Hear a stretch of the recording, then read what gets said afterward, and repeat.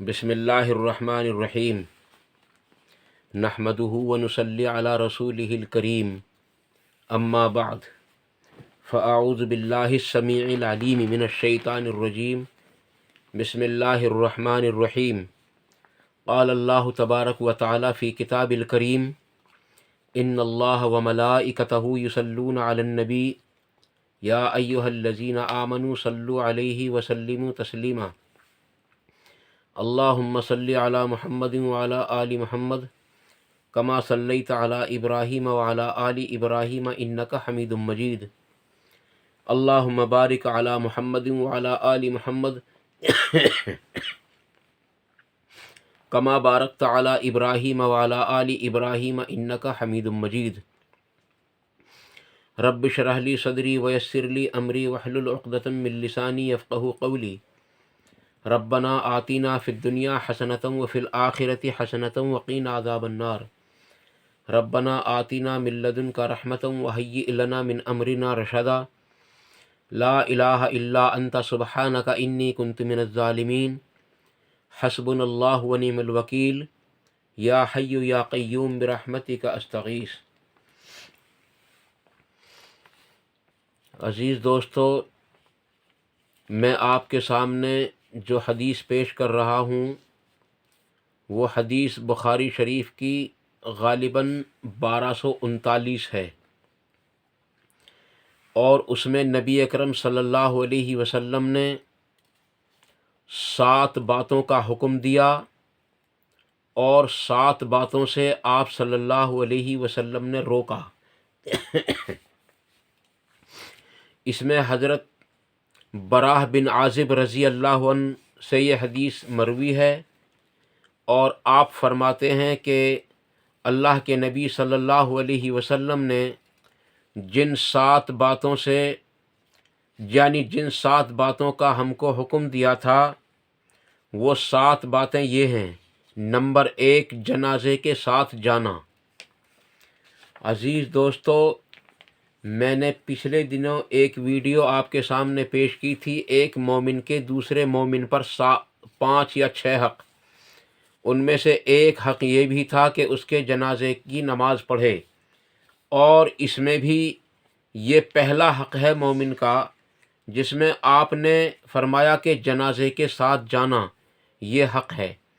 اس کے ضمن میں ایک حدیث میں ہے کہ جس شخص کے جنازے میں 40 آدمی ایسے شریک ہو جائیں جنہوں نے اللہ تبارک و تعالیٰ کے ساتھ کسی کو شریک نہ کیا ہو، تو اللہ تبارک و تعالیٰ ان کی دعا اس کے حق میں قبول فرماتا ہے، اور اللہ تبارک و تعالیٰ اس دعا کی برکت سے اس کو جنت میں مقام عطا فرما دیتا ہے، یعنی اس کو بخش دیتا ہے۔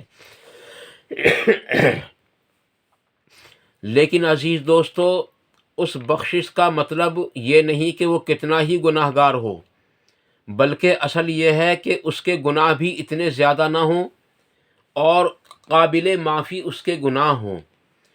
اور ایک چیز اور بھی میں آپ کو بتلا دوں، آج جو موبائل کا دور ہے اس میں موت کی خبر بہت بہت دور پہنچ جاتی ہے، اور بہت بہت دور سے لوگ شریک ہو جاتے ہیں میت میں۔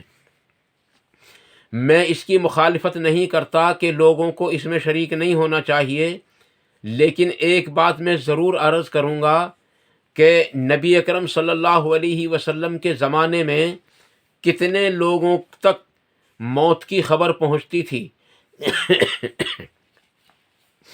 بیان کیا جاتا ہے کہ نبی اکرم صلی اللہ علیہ وسلم کے زمانے میں مسجد کی ایک صفائی کرنے والی کوئی خاتون تھیں، ان کا انتقال ہو گیا۔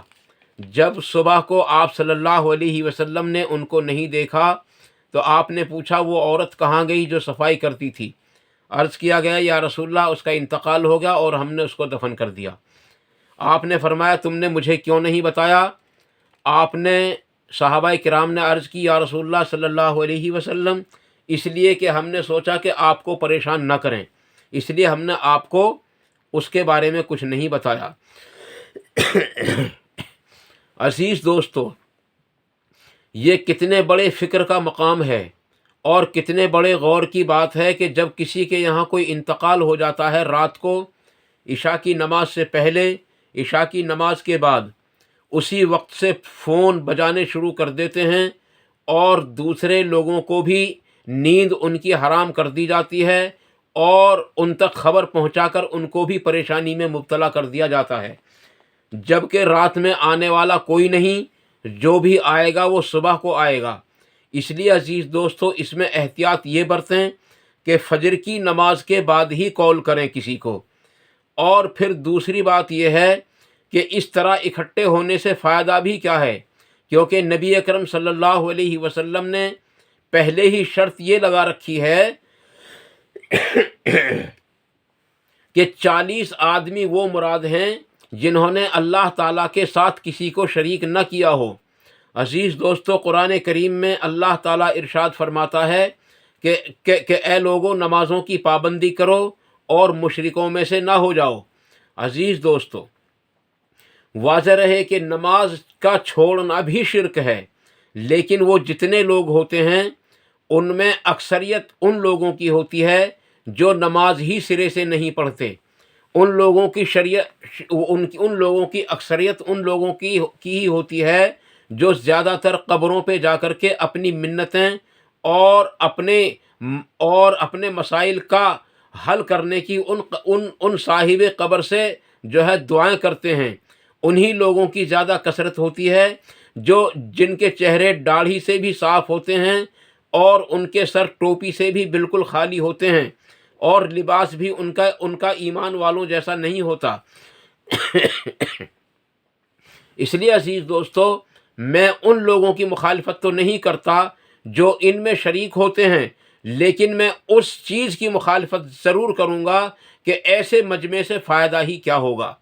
اور پھر خبر کے بارے میں یہاں تک بھی ہے کہ نبی اکرم صلی اللہ علیہ وسلم کی وفات کے بعد، ابو بکر صدیق رضی اللہ تعالیٰ عنہ کی بھی وفات کے بعد، حضرت عمر فاروق رضی اللہ عنہ اور ایک صحابی حضور اکرم صلی اللہ علیہ وسلم کے تشریف لے جا رہے، ایک گلی سے گزرے تو آپ نے دیکھا کہ ایک بوڑھا شخص ہے جو بالکل نابینا ہے، اور وہ دروازے پہ بیٹھا بیٹھا رو رہا ہے۔ حضرت عمر فاروق رضی اللہ عنہ نے اس سے رونے کا سبب پوچھا۔ حضرت عمر فاروق رضی اللہ عنہ نے جب رونے کا سبب پوچھا تو اس نے کہا کہ میرے پاس ایک آدمی آیا کرتا تھا، اور 3 دن ہو گئے، نامعلوم وہ کیوں نہیں آیا، ضرور وہ کسی مصیبت میں ہوگا۔ پھر وہ اللہ سے دعا کرنے لگا، اے اللہ تو اس کی حفاظت فرما۔ پھر پوچھا کہ حضرت عمر نے پوچھا کہ تم نے کبھی اس کا نام بھی پوچھا ہے؟ تو انہوں نے بتایا کہ میں نے نام تو کئی بار پوچھا لیکن کبھی نہیں بتایا، وہ ہمیشہ یہی کہتا تھا کہ میں اللہ کا بندہ ہوں اور اللہ ہی کے لیے خدمت کرتا ہوں۔ حضرت عمر فاروق رضی اللہ عنہ نے فرمایا کہ وہ ہمارے خلیفہ ابو بکر صدیق تھے۔ عزیز دوستو، واضح رہے، مدینے کے اندر انتقال ہو، اور مدینے کے اندر ہی ان صاحب کو پتہ نہ چلے جن کے یہاں وہ روزانہ جایا کرتے تھے۔ آپ نے بتلا دیا کہ 3 دن ہو گئے، ان کا انتقال ہو گیا۔ تیسری چیز دوسری چیز عزیز دوستو کیا ہے کہ بیمار کی عیادت کرنا، یہ دوسری چیز ہے۔ سب سے پہلی چیز مردے کے ساتھ جانا، اور دوسری چیز بیمار کی عیادت کرنا ہے۔ عزیز دوستو، بیمار کی عیادت کے بارے میں نے متعدد احادیث پہلے بھی آپ کے سامنے پیش کر دی تھیں، اور اب بھی میں آپ کے سامنے پیش کیے دیتا ہوں، ایک یا 2 حدیث۔ ایک حدیث میں ہے کہ نبی اکرم صلی اللہ علیہ وسلم نے ارشاد فرمایا، جو شخص کسی بیمار کی عیادت کرتا ہے اور صبح کے وقت فجر کی نماز کے بعد اور اسی وضو کی حالت میں، تو شام تک اس کے حق میں اللہ تبارک تعالیٰ کے نورانی فرشتے 70,000 اس کے لیے مغفرت کی دعا کرتے ہیں، اور جو شخص شام کو کرے اس کے لیے صبح تک 70,000 فرشتے دعائے مغفرت کرتے رہتے ہیں۔ اس لیے عزیز دوستو، عیادت کرنا یہ ایک ایمان والے کا دوسرے ایمان والے پر حق بھی ہے۔ میں نے پچھلی ویڈیو میں آپ کو بتلا دیا تھا، یہ ایک بہت بڑا حق ہے جو अल्लाह तबारक ताला ने एक मोमिन का दूसरे मोमिन पर रखा है। इसलिए अजीज़ दोस्तों, इसका ख्याल रखें, लेकिन इसके साथ ऐसा ना हो कि रिश्तेदारियों में जाकर उसके यहाँ पहुँचकर अच्छे अच्छे खाने खाएं और उनसे विदा भी लें। ऐसा हरगिज़ नहीं होना चाहिए। आज के दौर के अंदर देखा ये जाता है कि इतना कि कितना पैसा डॉक्टर ले लेते हैं झूठ बोलकर, बेईमानी से, ठगी से, और ये सारा का सारा पैसा जो होता है डॉक्टरों के यहाँ अजीज़ दोस्तों सब का सब नाजायज़ होता है। और दूसरी बात ये भी है उसके अंदर कि कुछ ईमानदार डॉक्टर ऐसे भी हैं जो बहुत मुनासिब पैसे लेते हैं, लेकिन पहली बात तो डॉक्टर ही उनको जो है बुरी तरह लूट लेता है, और फिर उसके बाद फिर वही लोग यूँ कहते हैं कि भाई इतना डॉक्टरों ने नहीं लिया जितना हमारे रिश्तेदार खा गए और जितना हमारा रिश्तेदार ले गए। अजीज़ दोस्तों, इस चीज़ से परहेज़ करना चाहिए। तीसरी चीज़ जिसका अल्लाह के नबी सल्लल्लाहु अलैहि वसल्लम ने हुक्म दिया है वो दावत का कबूल करना है।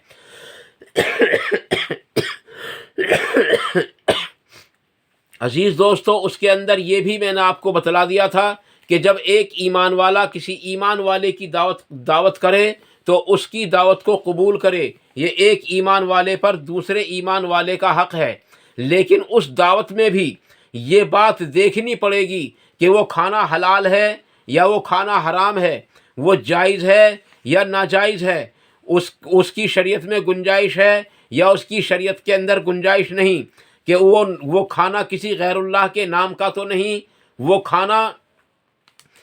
खाना जायज़ तो है, वो खाना किसी गैर शरई महफिल का तो नहीं, उसके यहाँ जिसके यहाँ हम खाना खाने के जा रहे हैं उसकी कमाई हलाल है या हराम की है। ये सारी चीज़ें हमको देखनी पड़ेंगी। नबी अकरम सल्लल्लाहु अलैहि वसल्लम ने 3 खानों पर तो बड़ा अजर व सवाब रखा है। इसके अलावा जितने भी खाने हैं अजीज़ दोस्तों उन पर अजर व सवाब तो है, लेकिन बहुत सारे खाने ऐसे भी हैं जिनमें अल्लाह तबारक ताला की तरफ से सख्त वईदें और सख्त पकड़ भी हैं। जिन पर अजर व सवाब है वो 3 किस्म के खाने ये हैं। नंबर 1 वलीमे का खाना, नंबर 2 अकीके का खाना, और नंबर 3 कुर्बानी के गोश्त का खाना।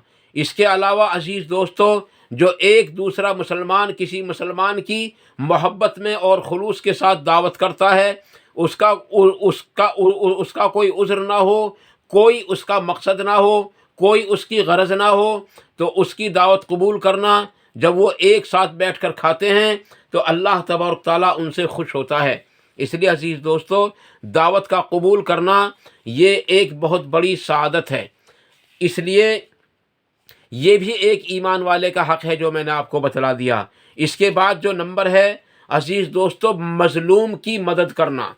आज हम ये देखते हैं कि हम मज़लूम की तो क्या मदद करेंगे, हम ज़ालिम ही की मदद करते हैं। अजीज़ दोस्तों, ज़ालिम की मदद यही है कि हम मज़लूम की तायीद ना करके ज़ालिम की तायीद करते हैं, क्योंकि ज़ालिम के जुल्म से डरते हैं और ज़ालिम से हमेशा डर लगता है। दूसरी चीज़ जो आज कल देखी जाती है वो ये देखी जाती है कि अब इस वक्त 2 भाइयों में लड़ाई हो, 2 भाइयों में झगड़ा हो, उन्होंने कोई थाने में रिपोर्ट भी ना की हो, उन्होंने कोई ख़बर भी ना की हो, लेकिन थोड़ी देर ही के बाद में वहाँ पुलिस आ जाती है। अजीज़ दोस्तों, ये क्या है? ये जो लोग इस काम को करते हैं वो मुनाफिकत है, वो लोग मुनाफिक हैं। इसलिए उससे बचने की कोशिश करें और उससे हमेशा बचते रहें। इसलिए अजीज़ दोस्तों, ये भी ज़ालिम ही की मदद है, ये भी ज़ालिम ही की मदद है। और 2 भाइयों में लड़ाई अगर हो जाए थोड़ी बहुत तो उसको यूं ही ख़त्म कर देना चाहिए और गवर्नमेंट तक, सरकार तक इसकी जो है ख़बर नहीं पहुंचनी चाहिए। लेकिन दूसरे लोग जो उसमें बीच में तापने वाले होते हैं वो उसमें हाथ धो बैठते हैं और पुलिस को बुला लेते हैं। 2-500 रुपये, 2-5 हज़ार रुपये दोनों तरफ से वो लोग ले जाते हैं। और अजीज़ दोस्तों, दोनों का सर भी पिटता है और दोनों का घर भी लुटता है। अजीज़ दोस्तों, इससे अगली चीज़ है قسم کا پورا کرنا۔ اللہ کے نبی صلی اللہ علیہ وسلم نے ارشاد فرمایا جو قسم کھا لے اس کو پورا ضرور کرے، البتہ اگر کسی نے ایسی چیز پر قسم کھائی ہو جس کا پورا کرنا جائز نہ ہو، یعنی ایسی نظر مان لی ہو یا ایسی قسم کھا لی ہو، تو اس کی طرف سے ایک دم یعنی کہ اس کی طرف سے ایک فدیہ دینا اس پر جو ہے ضروری ہو جاتا ہے، اور اگر کوئی ایسی قسم ہو جو جائز ہو تو اس کا پورا کرنا واجب ہے۔ اور اگر کسی کی قسم ٹوٹ جائے تو 10 مسکینوں کو کھانا کھلائے یا متواتر 3 روزے رکھے، یہ ہے قسم کا پورا کرنا۔ عزیز دوستو، اس کے بعد میں جو نمبر ہے وہ ہے سلام کا جواب دینا۔ عزیز دوستو، جب ایک ایمان والا کسی ایمان والے کو سلام کرتا ہے اور اس سے مصافحہ کرتا ہے اور اس سے ہمدردی یعنی ہمدردی ظاہر کرتا ہے اور ان کی کوئی دنیاوی غرض نہ ہو، تو اللہ تبارک و تعالیٰ ان کے علیحدہ ہونے سے پہلے ان کی مغفرت کے فیصلے کر دیتا ہے۔ اس سے اگلا نمبر ہے عزیز دوستو، یعنی 7واں نمبر جو ہے وہ یہ ہے کہ جب وہ چھینکنے پر الحمدللہ کہے تو اس کے جواب میں سننے والا یرحمک اللہ کہے۔ یہ ایک ایمان والے کا دوسرے ایمان والے پر حق ہے۔ یہ تقریباً 7 حق ہو گئے۔ اس کے بعد میں جو 7 حق ہیں عزیز دوستو، میں ان کی گنتی تو اس وقت کرا سکتا ہوں، لیکن چند ایک حق ایسے ہیں جن کا میں معنی اور مطلب ابھی نہیں سمجھ پایا، لیکن اگلے وقت میں اگر آپ معلوم کریں گے یا تو آپ خود سمجھدار ہوں گے، آپ اس کو سمجھ لیں گے وہ کیا ہے۔ لیکن عزیز دوستو اگر سمجھ میں نہ آئے تو میں انشاءاللہ تعالیٰ کسی لغت کے ذریعے ان کو بھی آپ تک پہنچانے کی کوشش کروں گا۔ وہ 1 یا 2 چیزیں باقی رہ جائیں گی آخر میں۔ اللہ کے نبی صلی اللہ علیہ وسلم نے یعنی منع فرمایا کس چیز سے؟ چاندی کے برتن استعمال کرنے سے۔ پچھلی امتوں کے اندر چاندی اور سونے کے برتن استعمال کرنا جائز تھا، اور اس امت کے لیے چاندی اور سونے کے برتنوں کا استعمال کرنا حرام ہے۔ اس طرح کی اور بھی بہت ساری احادیث مل سکتی ہیں عزیز دوستو، اگر آپ طلب کرنا چاہیں گے تو میں انشاءاللہ تعالیٰ آپ کو نکال کر کے دے سکتا ہوں۔ نمبر 2، سونے کی انگوٹھی پہننا۔ یہ صرف سونے کی انگوٹھی ہی نہیں بلکہ سونے کا ہر زیور جو مرد پہنتے ہیں، یہ مردوں کے لیے سونا پہننا حرام ہے، اور عورتوں کے لیے سونا اور چاندی دونوں کا پہننا جائز ہے۔ عزیز دوستو، اس لیے سونے کی انگوٹھی نہ پہنیں۔ بعض لوگ سونے کی چین بنوا لیتے ہیں، اس کو پہنتے ہیں، یہ بھی حرام ہے۔ بعض لوگ چاندی کی چین بنوا لیتے ہیں، یہ بھی حرام ہے مرد کے لیے۔ اور بعض لوگ چاندی کی انگوٹھی جو بنواتے ہیں اس کا بھی ایک خاص وزن ہے جو شریعت کے اندر جائز ہے۔ عزیز دوستو، سونے اور چاندی سے پرہیز کرنے کی کوشش کریں۔ اس سے اگلی بات اس میں ہے ریشم کا کپڑا پہننے سے۔ اللہ کے نبی صلی اللہ علیہ وسلم نے ریشم کا کپڑا پہننے سے منع فرمایا۔ عزیز دوستو، اس کی ایک طویل حدیث اور بھی ہے جو سنن ابن ابو داؤد کے اندر آپ کو مل جائے گی، جس کا نمبر ہے 4131۔ آپ اس کے اندر آپ اس کی تفصیل دیکھ سکتے ہیں، کیونکہ ویڈیو لمبی ہو جائے گی اس لیے میں وہ آپ کے سامنے درج نہیں کر رہا ہوں۔ عزیز دوستو، اس کے بعد ہے یہ دیباج ہے۔ اس کے معنی میں ابھی نہیں سمجھ سکا ہے، یعنی کہ دیباج ہے، اس کا معنی میں ابھی نہیں سمجھ سکا کہ دیباج کا کوئی کپڑا ہوتا ہے۔ وہ کپڑا پہننے سے بھی آپ صلی اللہ علیہ وسلم نے منع فرمایا۔ اور اس کے بعد ہے ایک کپڑا ہوتا ہے قصی یا کچھ اور ہوتا ہے، اس کے استعمال سے بھی آپ نے منع فرمایا۔ اور ایک ہوتا ہے استبرق، اس سے بھی آپ صلی اللہ علیہ وسلم نے منع فرمایا۔ یہ کل چیزیں جو منع کی گئی تھیں وہ کل چیزیں 6 ہوئیں، اور جن چیزوں کا آپ نے حکم دیا تھا وہ پوری 7 ہوتی ہیں۔